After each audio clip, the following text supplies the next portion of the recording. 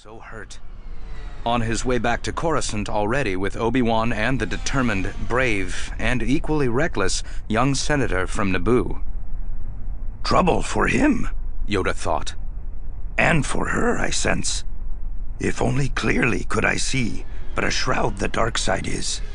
In smothering folds it wraps us all. What? Said Mace, frowning, sensing his disquiet, as he always did. Yoda, what's wrong?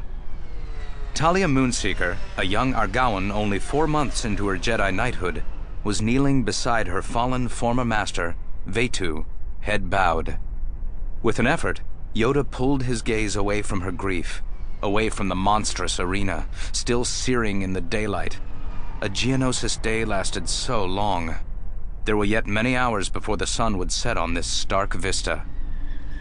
Answer you plainly I cannot, Master Windu, He replied heavily. Time for meditation I require. Then you should return to the temple, said Mace. I can oversee the cleanup operation here. You are our only beacon in the darkness, Yoda. Without your wisdom and foresight, I doubt we can prevail.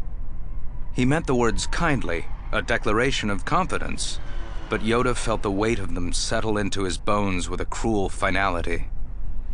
Too old am I to be the last hope of the Jedi, Yoda thought to himself.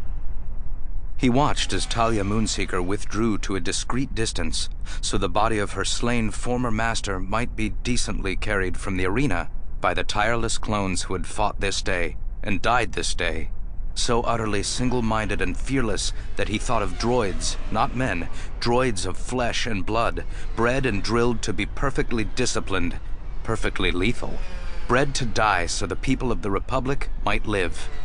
Commissioned under the most mysterious circumstances, the truth of which might never be unraveled.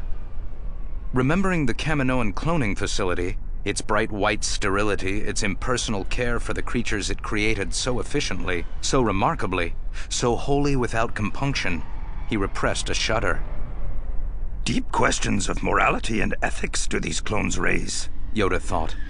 But answers are there? No, that I do not. Override ethics, our desperate need for them might. Mace dropped to one knee. Is it Dooku, Yoda? Is he what's troubling you? Bitter pain, prickling deeply. Dooku. Yoda thrust the name, the shock, aside. There would be time later to think of that fallen man. To the temple I shall now return, Master Windu. Follow me as soon as you can. Important matters there are for the Council to discuss. Accepting the gentle rebuff, Mace stood. Travel safely, Yoda. I'll see you on Coruscant once matters here are properly concluded. With an abrupt snap of his fingers, he summoned a nearby clone trooper. Master Yoda is returning to Coruscant. He requires an escort to his ship. The trooper nodded. Yes, sir. Watching the lethal asteroid belt fall away behind them, watching harsh red Geonosis smear and streak as the ship's hyperdrive kicked in, Yoda released the lingering grief of the recent past in another long, slow sigh. Grief was but a signifier of attachment. It had no useful purpose to serve. If he was to serve the light, as was his purpose, then must he rediscover that perfectly poised place within himself, whereupon he could stand and know he stood upon firm ground. For once he reached Coruscant, the hard work of saving the Republic would truly begin. The Jedi Temple's halls of healing were beautiful. They had lofty ceilings and enormous windows that spilled golden light over the blue and green and rose-pink walls and floor.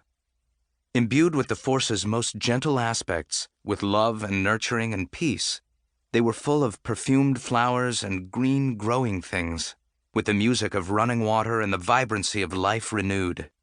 They were the perfect retreat for those who were broken in body and mind, a place where the ugliness of suffering was washed away. Oblivious to the serenity around her, Padme glared at the elderly, elegant Twi'lek Jedi healer standing in her way. I don't need long, Master Vokara Che. Just a few moments, but I really do need to see Anakin Skywalker.